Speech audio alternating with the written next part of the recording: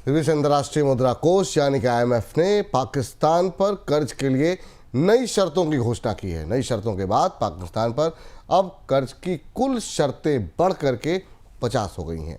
नई शर्तें जारी करते हुए IMF ने कहा कि पाकिस्तान के कर्ज कार्यक्रम पर भारत और पाकिस्तान के तनाव का असर पड़ सकता है। IMF ने हाल में पाकिस्तान के लिए कर्ज की नई किस्त मंजूर की है। पाकिस्तान उस पैसे का गलत इस्तेमाल ना कर सके, इसके लिए ये नई शर्तें लागू की गई हैं। सर, पाकिस्तान पर ये जो नई कंडीशंस लगाई गई हैं, उसकी मेन वजह आप क्या मान रहे हैं, और क्या भारत के साथ तनाव का इससे कोई रिश्ता है भी या नहीं? पाकिस्तान एक बेल आउट प्रक्रिया के तहत है और दुनिया के सारे देश जो IMF के साथ एक बेल आउट की प्रक्रिया में चलते हैं, उन्हें एक एक किश्तें जारी करने से पहले नई शर्तों का सामना करना पड़ता है। भारत और पाकिस्तान के बीच तनाव का संदर्भ अभी तक IMF की रिपोर्ट से नदारद था।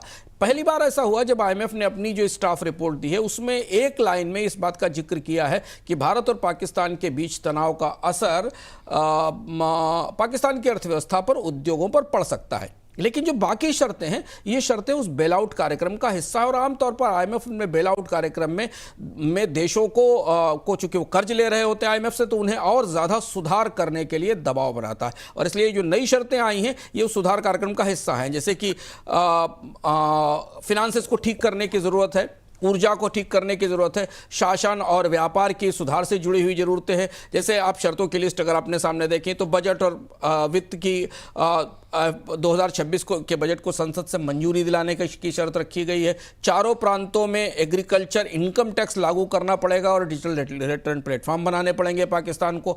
IMF का जो गवर्नेंस डायग्नोस्टिक प्रोग्राम है उसके आधार पर अब खर्चों का एक पूरा कार्यक्रम बनाना पड़ेगा। वित्तीय क्षेत्र के उदारीकरण के लिए 2027 में काम शुरू करना पड़ेगा और ये सारी समय सीमा और शर्तें जो 2025 से दिसंबर 2025 तक हैं।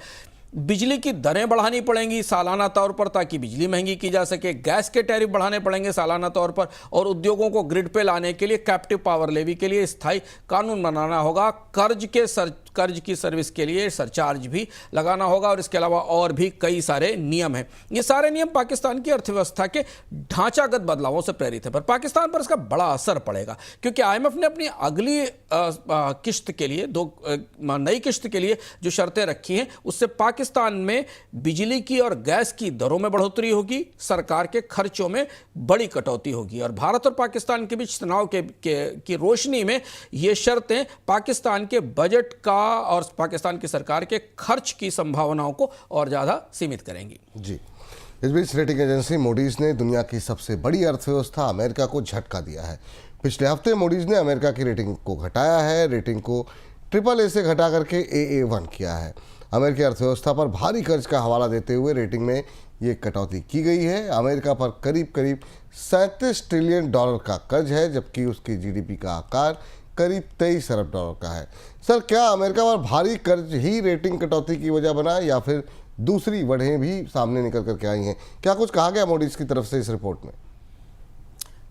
मूडीज की रिपोर्ट चौंकाने वाली थी और सनसनीखेज भी थी। डोनाल्ड ट्रंप सऊदी अरब, कतर और यूनाइटेड अरब अमीरात का एक दौरा करके लौटे थे। चारों तरफ तालियां बज रही थी, एक बड़ी डील्स हुई थी और जब वो पहुंचे व्हाइट हाउस तो उनका इंतजार मूडीज की रिपोर्ट कर रही थी। मूडीज ने 100 साल बाद, लगभग 110 साल बाद अमेरिका की रेटिंग में कटौती की। छोटी बात नहीं है, अमेरिका की AAA की रेटिंग को अब तीनों एजेंसियों ने डाउनग्रेड कर दिया है। फिच और S&P पहले ही कर चुकी, यानी अमेरिका का जो ट्रेजरी बॉन्ड है, जिसे दुनिया में सबसे सुरक्षित निवेश माना जाता है, जिसमें दुनिया के विदेशी मुद्रा भंडार अपना पैसा रखते हैं, उसकी साख टूटी है। और इसका ट्रिगर क्या था? इसका ट्रिगर कर्ज अमेरिका पर भारी है, सबको पता है। 2024 में GDP के अनुपात में करीब 98% कर्ज था, 98% कर्ज था।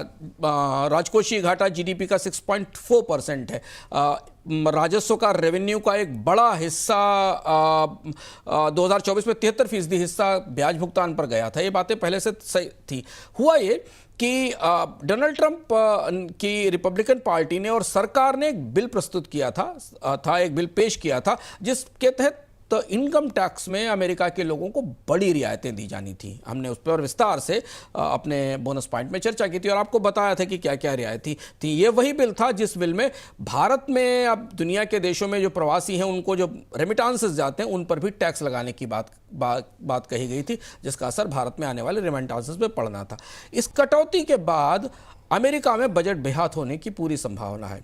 खर्च पर नियंत्रण नहीं है, कर्ज बढ़ने वाला है। तो मूडीज ने अपनी रिपोर्ट में यह कहा है कि अगर ये बिल इस तरीके की रियायतें डोनाल्ड ट्रंप अपने देश की जनता को देते हैं तो 2035 में अमेरिका का डेट टू जीडीपी रेशियो 134% पर पहुंच जाएगा, जो करीब 100% से नीचे है, 98% के आसपास है।